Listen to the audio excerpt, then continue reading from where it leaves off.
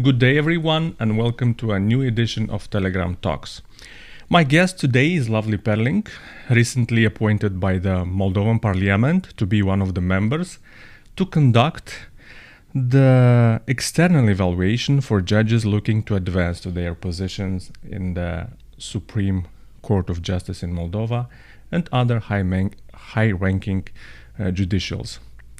Mrs. Perling, welcome. Hello. Good morning, good afternoon, it depends. First of all, tell me, we see our perspective of external evaluation. What, from your perspective, means to evaluate a candidate for high-ranking positions in the judicial system in Moldova? Thank you. Very short answer is very simple answer. Vetting is a check of integrity of judges, of prosecutors, and the second very simple message is that the aim of a vetting is very clear, more reliable legal system. And I think this is the common ground wherever we look the process from Moldova perspective, from Ukrainian perspective, from EU perspective, from Estonia perspective. But maybe before we start to talk about vetting, it's important to talk about, I believe, two very important aspects. First of all, why we are here. The reason is corruption.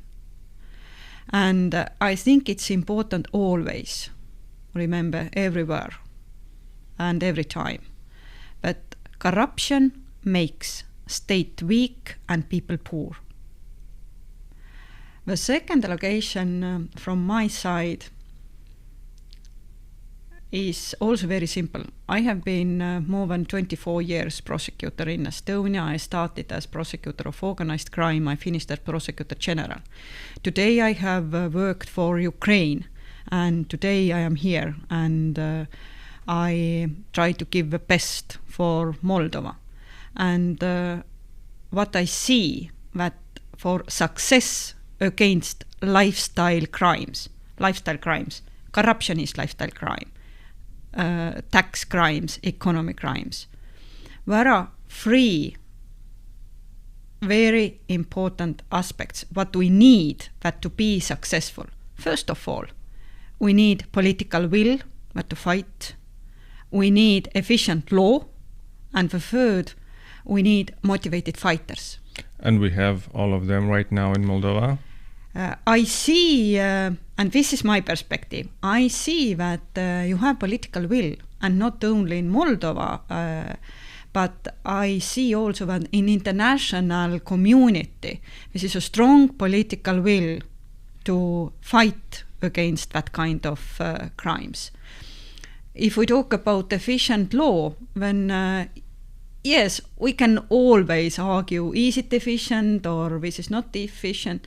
And again, at the end of the day, the question is not only in reform here today. It will never be ready because democracy is democracy. And it always this evolves. Is always, yes, we always must protect it and build up and so on.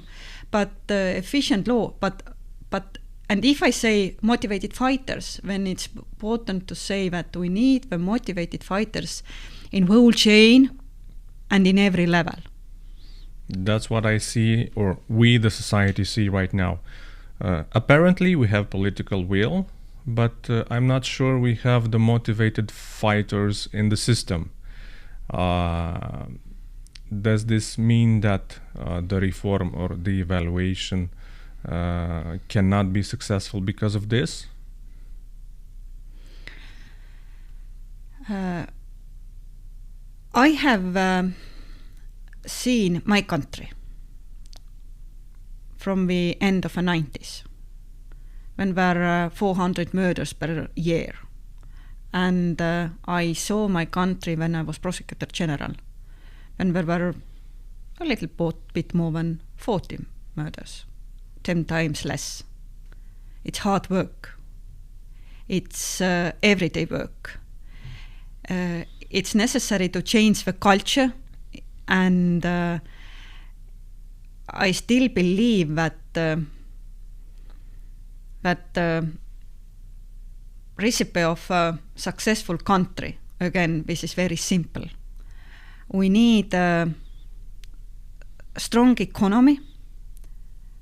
We need really established rule of law. This is not slogan. This is something very real. And you need, what else we need? I believe we need a young generation. Why I answer through the three components? Because quite often people in Ukraine and also here in Moldova ask from me how it happened that you in Estonia are where you are and we are here. And I say that, I don't know how, I don't know who exactly, but I think leaders of our countries made some very good decisions. And exactly the answer is in the three aspects. They really decided that we need strong economy, because if we have strong economy, when people have some kind of hope, they want to tie their future with a country. When we really have rule of law, this is the system where people are equal. Are you minister or are you simple workers? The law is the same for everybody. There are no untouchables. And rule is simple, process are transparent, simple words. But behind the simple words is hard work. So if your question is it possible to find the motivated fighters here in Moldova, then my answer is yes, of course. Because I see in everyday work here in Moldova, if I work with young lawyers in our commission, when I see the future, I see the motivated fighters of the future, and not only in our secretariat. I think I see them wider and everywhere. Speaking of Estonia, did Estonia in the 90s have big problems with the justice system as we do? You somehow suggested that yes. It's interesting for me and for the audience also. What happened? What did you do? Was it solved just with the political will, or did you have external evaluation? Did you have some other type of justice reform in order to get to this goal where you are right now? Still, the first step was political will. We wanted. The second, it was ambitious. We wanted to be part of EU. We wanted to be part of NATO. We loved our country. We wanted to be independent. We want to be like people in Finland, free, wealthy. So you had an example. Examples, yeah. And we dreamed about the future. Now the answer about the judiciary. Yes, the reasons in the end of the 90s were quite similar. In one day we felt, because we also came from Soviet system. That means that the system was inefficient and the history was as the history was. And suddenly we started to feel that the same, that people don't trust judiciary. Why? Because they don't understand. When, for example, police arrest somebody who is corrupted or some kind of member of organized crime, when prosecutor release them or judges decide that the people are not guilty, and people didn't trust the system because they didn't understand. And it was 2003, because you need at the end of the day reforms in whole chain. Because if you have totally efficient and very good prosecutor office, but you don't have the court system, or you don't have motivated fighters in investigative bodies, when it doesn't work. Because very simple answer is, again, at the end of the day, people want to understand, and people want results. They want their bicycles back. They don't care who is guilty and why it takes too long time. And so no trust. The second reason was that the system itself, or the process, criminal procedure, was totally inefficient. It took too much time, and people didn't understand why. The third, we didn't have money enough that to pay normal salary to good lawyers, for prosecutor, what for does judges. mean normal salaries? Normal salary, because this is not secret. If we started as prosecutor, I started in 1996, when like young people everywhere. In the beginning of a month, it was possible to go and buy food. In the middle of a month, it wasn't anymore. We collected money and bought bread and tea. It was life in the end of the 90s. But ambitious and dream of future, they motivated.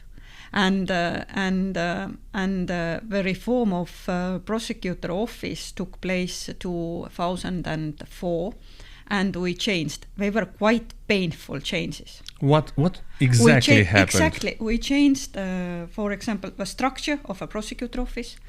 2/3 of prosecutors couldn't continue as prosecutors. They continued as assistant prosecutors. Okay. It was big change. It was very emotional. I can tell you, 15 years later, there were prosecutors who asked from me when the reform will be turned back. It is difficult, but it is painful, maybe, for members of a system. But at the same time, it was important. It was important to make the system. And the structure, the changes in the law.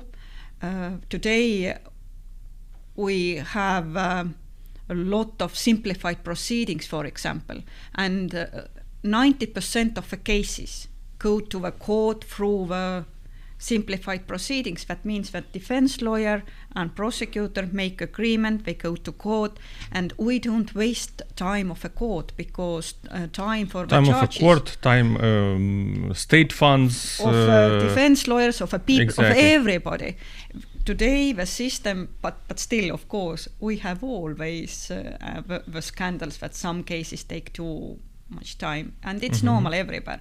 But very specific decisions, simplified proceedings, simple structure, less prosecutors. From what I understand, in your case, in Estonia's case, you did not have an external evaluation. It was the political will who transformed the general prosecutor's office, adopted new laws, and the system moved forward with this new way of acting, of activating. I am correctly understanding? Yes, it wasn't external vetting or evaluation. We did it ourselves. But yes, of course, political will, this is only one aspect. Just one example. For example, for the reform, prosecutor started work in Minister of Justice and prepare the reform, and it's very important, because in this way the prosecutors also take some kind of responsibility. So the key word here is cooperation, and again the cooperation not only as a slogan but real cooperation, so that decision makers, lawmakers, practitioners, they work together and they understand what is the aim of a reform. And do you see this in Moldova, that all the system is cooperant into moving and pushing this reform forward? I am not expert of Moldova. I cannot say that I am expert of Moldova or expert of Ukraine. I see that this is quite similar, and I think this is sign of young societies that the cooperation between the institutions is not strong enough, and it takes time. But this is obligation of leaders to demand the cooperation and always think through the perspective of simple people. Because I always like to ask from my colleagues, what's the point of your work? And the answer that I send the criminal cases to the court was wrong answer. You must feel that your duty is to create justice. And yes, it seems like slogan, or this is very big word, but that's the question of a mentality. If you go to work every morning. The mentality is very hard to change. Sometimes it takes years or decades. Speaking of duration, at the beginning of this process of pre-vetting, vetting, the public opinion in Moldova was very happy with the external evaluation. We understood that we can't do it by ourselves. At least that's what we have seen when watching the prosecutors, when watching the judges. After more than 1 year of actions, in the society there is appeared some kind of doubt. It's taking a lot of time, it's taking years, it's taking funds, a lot of funds, it costs us a lot of money. What does your experience say when we will be able to see the results of the pre-vetting and the vetting? It depends what kind of results. First of all, I think that the vetting itself already is result. And from our side, I think it's important to understand that the aim of a vetting, the aim of a reform is more reliable legal system. If you see that the people start to trust the system more and more and more, it will be the final result. You see, I think the challenges of a vetting processes are quite similar everywhere. Communication. It's really important to every day talk with people. That's not enough all the time to talk about how corrupted our system is, how hopeless it is. No, I think here we are. And I believe that all the members of a vetting commission, we feel that yes, vet the subjects, this is our everyday work. But again, the mission, I think this is to give our peace to the Moldova or to the rule of law. And again, why I think it's important to just talk with people and explain that the rule of law itself is not just a term. If people trust the legal system, then in very difficult situations, because people in everyday life, they don't need judges or prosecutor or investigators. They need a judiciary system when they have some kind of big troubles. And they want to see justice in that moment. Yes, they want justice, and they want effective system, and they want some kind of support by the state. And the second, and this is not less important, if we talk about corruption, I always like to say that corruption is not legal term, it's much more economy term. I mean that if you have a reliable system, investments can come here. Investments don't come if you don't have a reliable legal system. So the first challenge always is communication.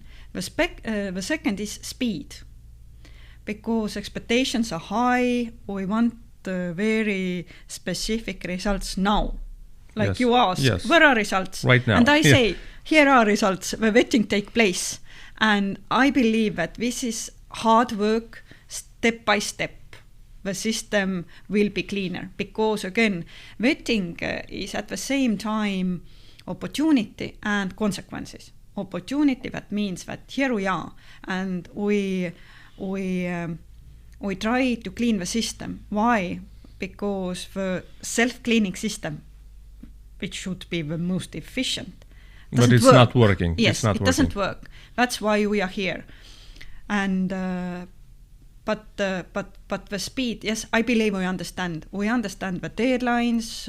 We understand that people want quick results, but at the same time, quality of a work is also important and part of rule of law.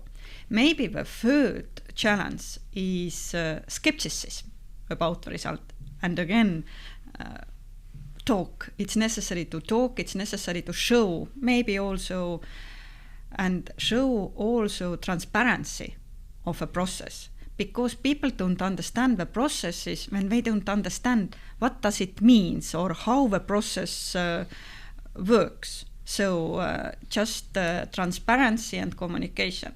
And of course, I believe, like everywhere, it was in Ukraine, it was in Estonia, and this is the same here. Not all the people wait the results of a vetting. That means that there are people who work against it, who want status quo. And I repeat the third time, but again, this is only one way to just communicate, explain, and show the results. Let me challenge you a bit. Because of the external evaluation, we had some resignations in the judicial system because of the pre-vetting in the previous cycle. Now we have some warnings from the General Prosecutor's Office that there is a risk that 50% of the prosecutors could resign because the lack of perspective and some other reasons. That would be a huge risk. That means delays, a lot of delays in the court. That means delays in investigating corruption. How should we look at this? Is this normal? Is this a kind of blackmail? Have you met something like this in the past? I can confirm that in our commission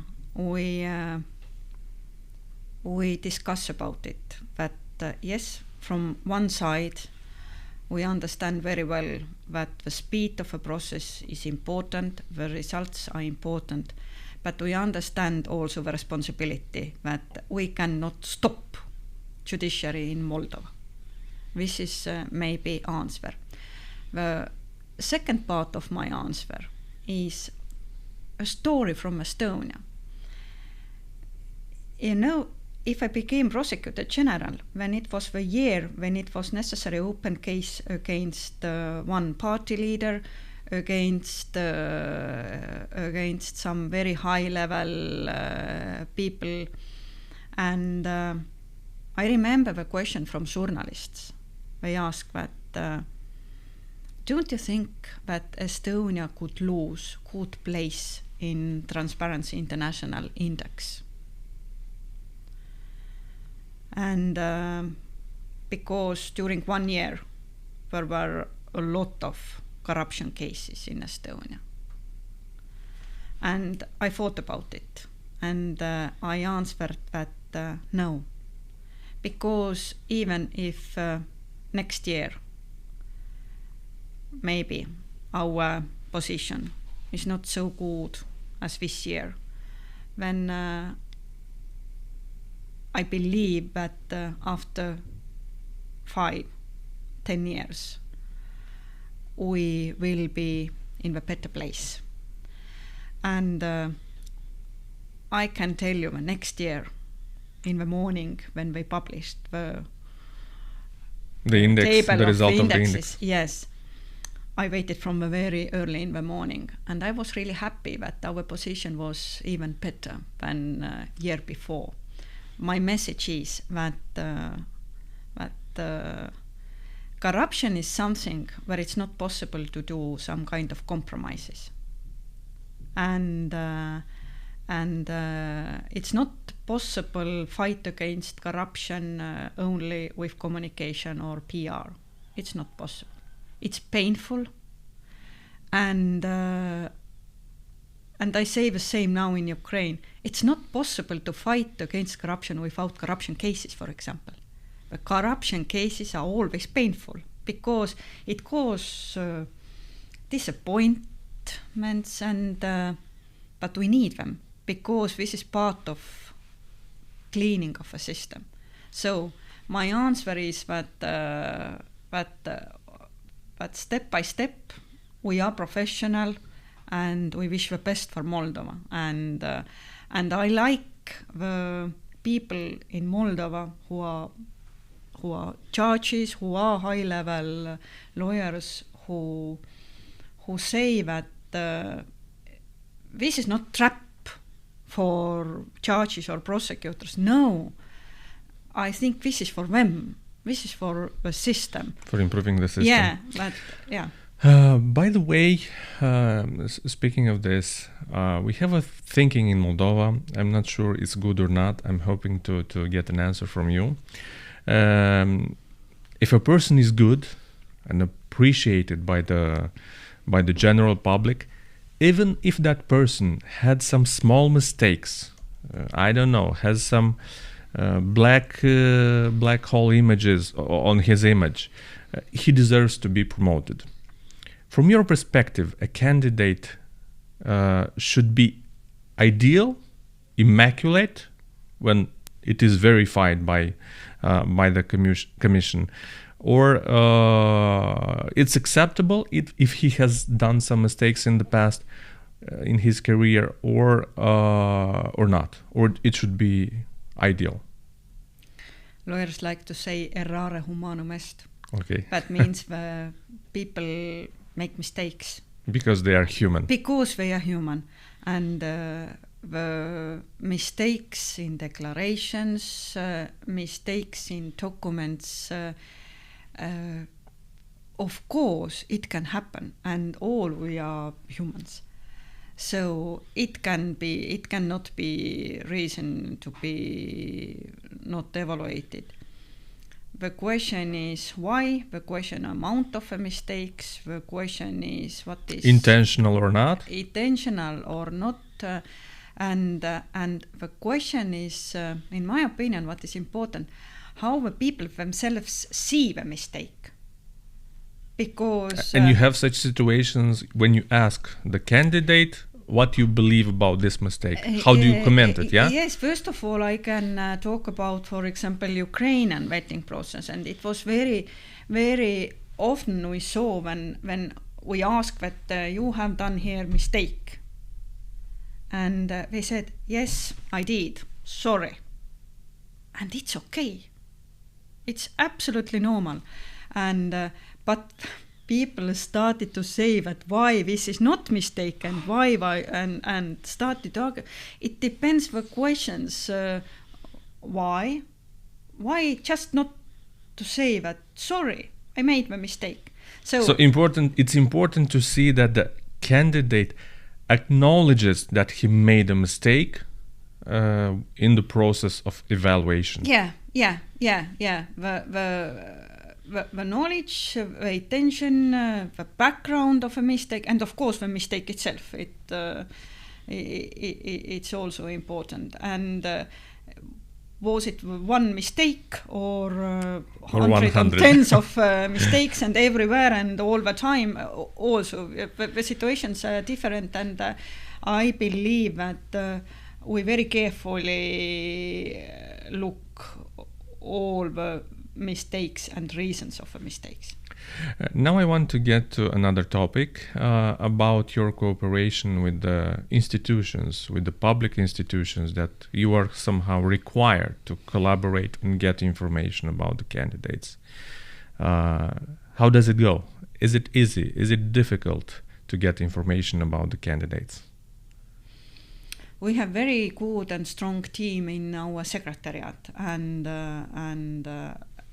like I already told, I believe they are future of Moldova. Very young generation, smart young people. And of course, I believe they could be here now better answerers. But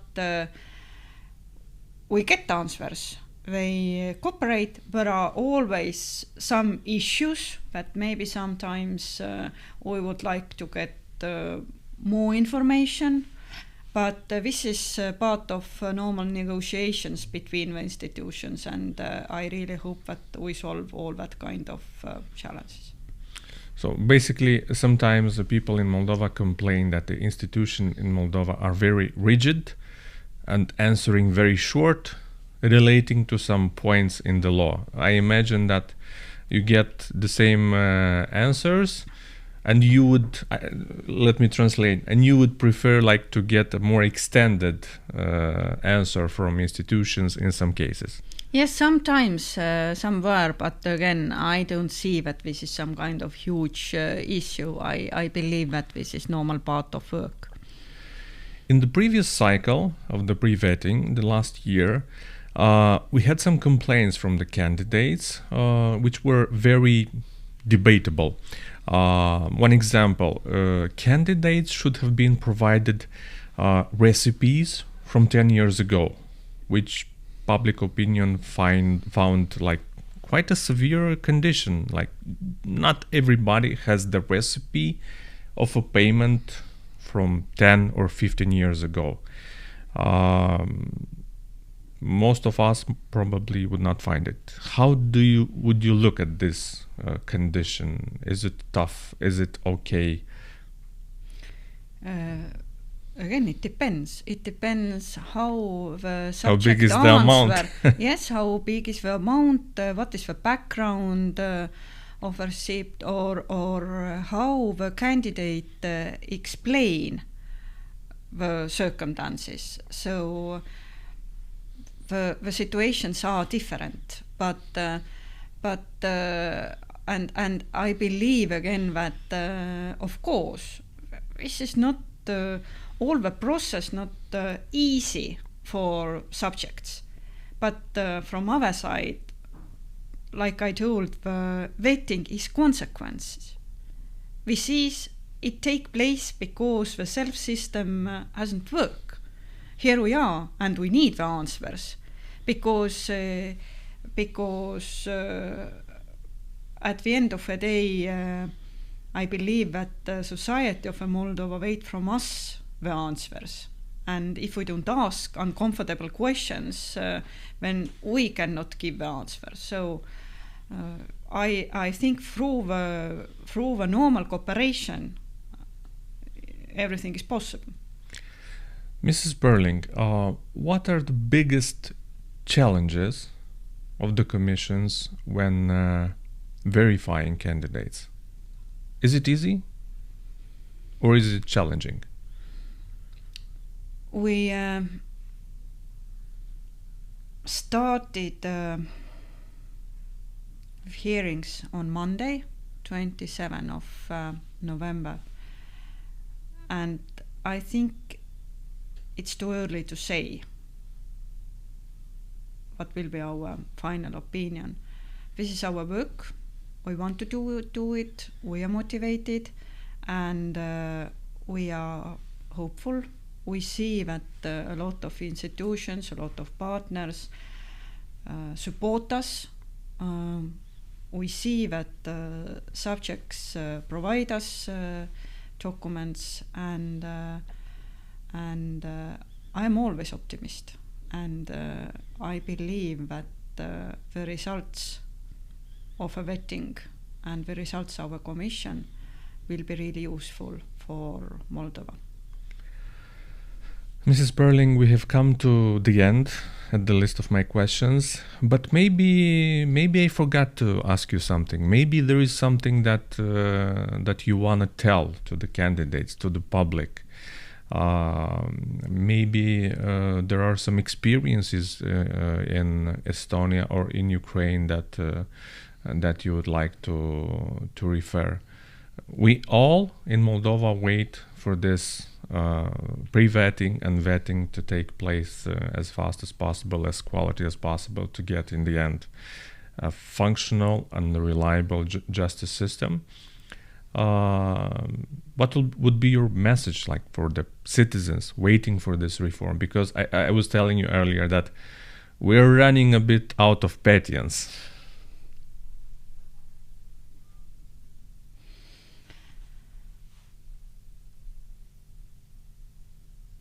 I would like to say that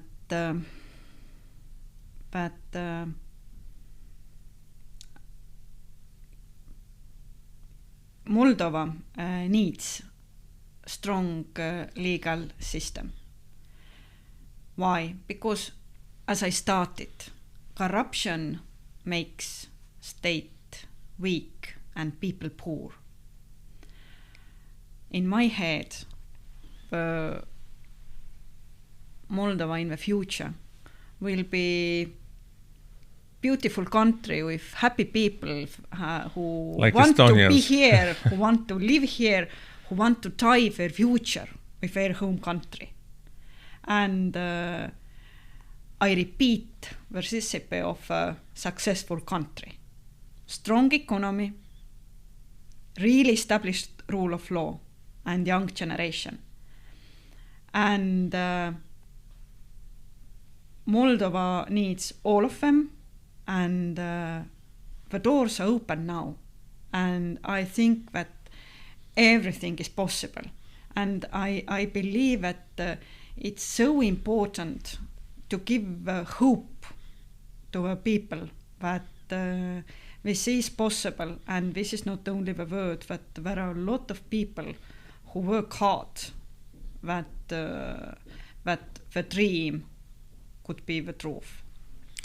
Mrs. Perling, thank you for coming, for accepting this interview. I wish you good luck in this session of evaluation, and we really hope to get the best results. Thank you very much. Thank you very much.